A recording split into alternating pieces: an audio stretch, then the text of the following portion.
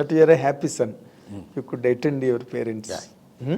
వాళ్ళని ఆ కష్టాల నుంచి బయటకు తెచ్చి నువ్వు కూడా నీరు గారిపోకుండా ఛాలెంజ్గా తీసుకు. అంటే తెలియలేదు, ఒకవేళ నాకు బాధలు ఇంతగా కష్టంగా ఉంటాయని తెలుసుంటే నీరు గారిపోయేవాడినేమో, నాకు అది తెలియదు.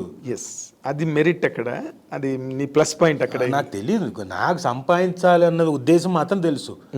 ఇంత ఉన్నాయి వెనకాల 5 రూపాయలు 8 రూపాయలు అని తెలిసుంటే నేను కూడా నీరు గారిపోయి అమ్మో అమ్మో అని కొట్టు కూర్చునేవాడినేమో. అదే నాకు తెలియదు కాబట్టి ఆ తెలియని తనంలో దూకాను అంతే. ఐ వాంట్ ఎర్న్ మనీ అంతే అంతే. That's only the motto. అంతే, సింగిల్ పాయింట్ ఎజెండా, కేవలం సింగిల్ పాయింట్ అజెండా అండి. ఎలా సంపాదించేవాడిని, ఎలాగో ఇచ్చే రెమ్యునరేషన్లు కాకుండా డైలీ కన్వీనియన్స్లు ఇచ్చేవాళ్ళు.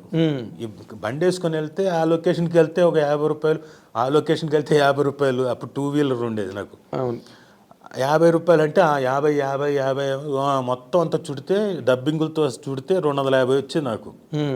ఆ 250 నా ఖర్చు 50 రూపాయలే, పెట్రోల్ పోసుకోవడం, ఎదవలవాట్లకి అన్నీ కలిపి 50 రూపాయలు. మిగతా 200 కూడా ఇచ్చేవాడిని ఇంట్లో. రోజు వచ్చి ఆ 200 కూడా ఇచ్చేవాడిని నా రెమ్యునరేషన్లు కాకుండా. గ్రేట్. కాబట్టి అలా చేసుకుంటూ వస్తే ఓకే.